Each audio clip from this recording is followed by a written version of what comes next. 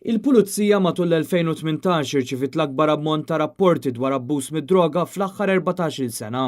Dan joħroġ minn rapport dwar ir-reati f'Malta ippubblikat mill-Pulizija li jikkonferma żieda drastika fl-abbuż ta' droga f'Malta.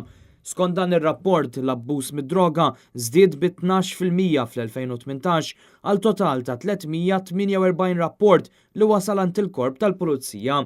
Ikkwotat mit-Times of Malta, Godwin Sammut li huwa l-espert tal-Korp tal-Pulizija li għandu l-inkarigu li jittestja droga maqbuda qal li pajjiżna qed jesperjenza dejjem aktar l-użu ta' droga sintetika.